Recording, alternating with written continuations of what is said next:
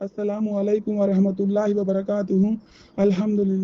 अल्हम्दुलिल्लाहि रब्बिल आलमीन वस्सलातु वस्सलाम अला रसूलिहिल करीम अम्मा बाद। औज़ु बिल्लाहि मिनश शैतानिर रजीम। बिस्मिल्लाहिर रहमानिर रहीम। या अय्युहल्लज़ीना आमनुत्तकुल्लाहा हक्का तुकातिहि व ला तमुतुन्ना इल्ला व अंतुम मुस्लिमून। रब्बि इश्रह ली सदरी व यस्सिर ली अमरी वहलुल उक़दतम मिन लिसानी यफ़क़हू क़ौली। रब्बि ज़िदनी इल्मा అల్లాహుమ్మా ఫక్కిహ్ని ఫిద్దీన్ ఆమీన్ యా రబ్బుల్ ఆలమీన్. టుడే క్లాస్లో మనం అల్లాహ్ సుబ్హానహు వ తఆలా యొక్క పవిత్రమైన మరో రెండు నామాల యొక్క గుణగణాలను కొంచెం క్లుప్తంగా తెలుసుకుందాం ఇన్షాల్లా. ఓకేనా? టుడే మనం అర్ రహీం అనే నామంకి గల గుణగణాలు ఏంటో మనం ఈరోజు తెలుసుకునే ప్రయత్నం చేద్దాం. అల్లాహ్కి ఉన్న మరో నామం రహీం. అంటే రహీం అంటే దయామయుడు అని అర్థమవుతుందా? ఇంతకు మునుపు క్లాసులో మనం రెహమాన్ అన్న నామానికి మనము అర్థం తెలుసుకున్నాం కదా, గుణగణాలు. ఇక్కడ రహీం అంటున్నారు. రెహమాన్, రహీం రెండు నామాలు కూడా దాదాపు ఒకే అర్థాన్ని ఇస్తాయి.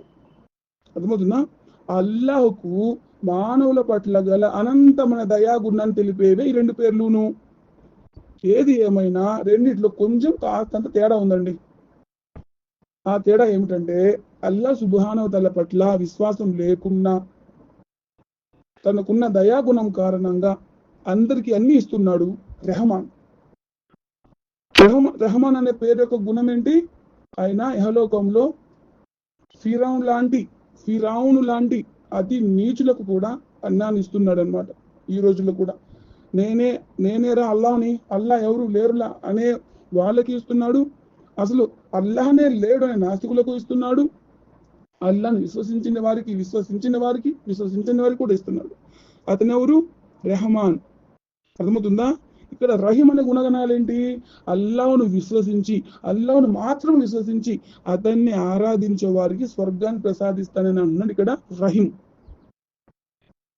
అల్లాహ్ను విశ్వసించి ఖురాన్ ఆదేశానుసారం జీవితాన్ని కొనసాగించే ముస్లింలకు పరలోకంలో స్వర్గాన్ని ప్రసాదిస్తాడు అని ఇక్కడ చెప్తున్నారు రహీం.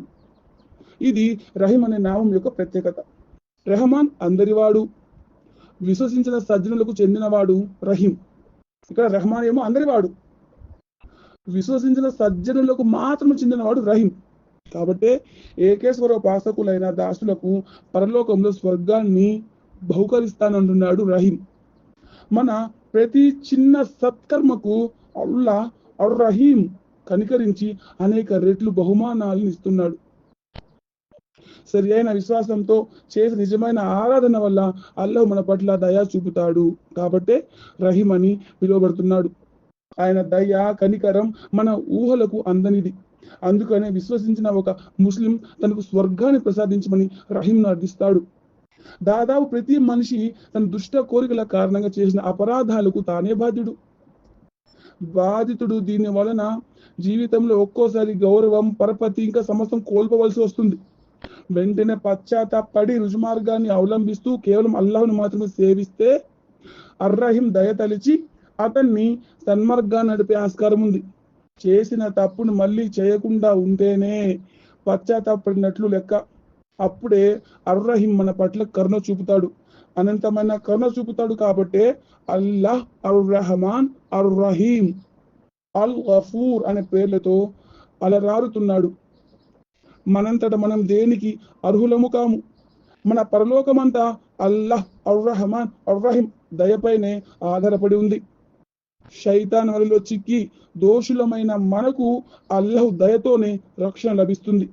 లేకపోతే మన దుష్ట కార్యాలకు శిక్షగా నరకాగ్ని మన కోసం కాచుకొని ఉంది. అల్లాహ్ భీతి, దయ మనకు ఉభయ లోకాల్లోనూ అవసరమే. పాప కార్యాలకు పాల్పడకుండా ఉండేటందుకు, సత్కర్మలను ఆదరించేటందుకు మనకు అల్లాహ్ అర్ రహమాన్, అర్ రహీం ఆశీస్సులు అవసరం. అల్లాహ్ పట్ల విశ్వనీయత కొరకు, పరిశుభ్రమైన ఆలోచన కొరకు, సదాచరణ కొరకు ఆయన్ని వేడుకోవాలి.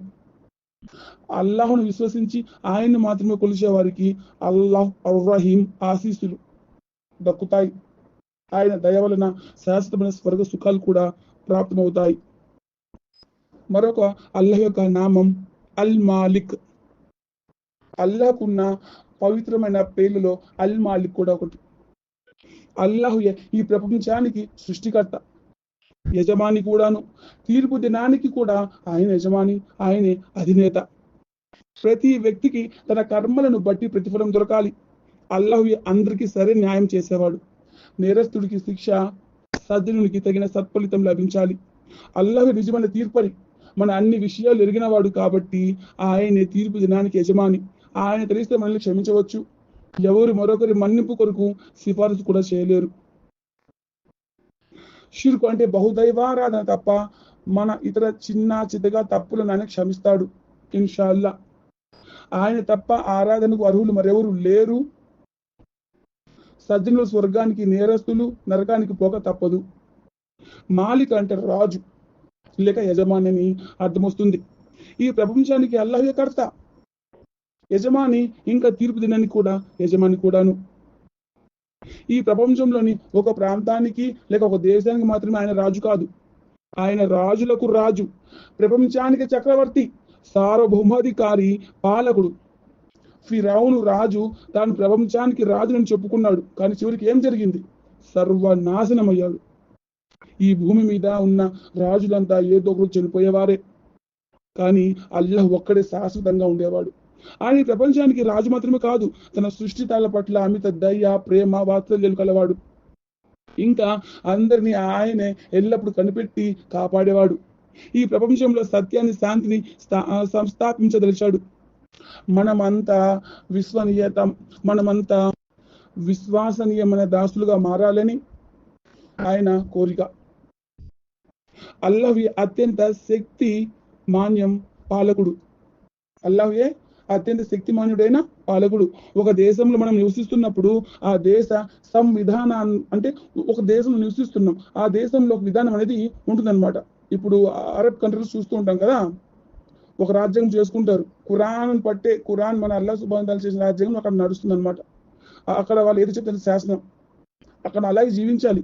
అదేవిధంగా ఈ ప్రపంచంలో నిజమైన విశ్వాసంతో నిత్య జీవితంలో పాటించవలసిన నియమాల్ని అల్లాహ్ దివ్య ఖురాన్ మనకు తెలియజేశాడు. ఆయన ఐషత నుండి, కోపాన్ని నుండి, శిక్ష నుండి మనం తప్పించుకోవాలంటే ఆయన విధి విధానాన్ని అనుసరించడం మన ధర్మం. మనం మంచివారుగా, సత్యవంతులుగా, శీలవతులుగా, ఉన్నతులుగా మారి శాంతిని, సోదర భావాన్ని స్థాపించాలి. అప్పుడే మనం మంచి పౌరులుగా పరిగణించబడి అందరి మాలిక్ అల్లాహ్ నిర్దేశించిన నియమాన్ని పాటించిన వారమవుతాం. మన మార్గదర్శకానికి దివ్య ఖురాన్, ఇంకా ప్రవక్త ముహమ్మద్ సల్లల్లాహు అలైహి వసల్లం పవిత్ర జీవన విధానం కూడా మన ముందుంది. మరణించిన మానవాళి అంతా మళ్ళీ లేపబడి అల్లాహ్ ముందు హాజరవడం తథ్యం. ఆ తీర్పు దినానికి ఆ మాలిక్ మాత్రమే సర్వాధికారి అవుతాడు.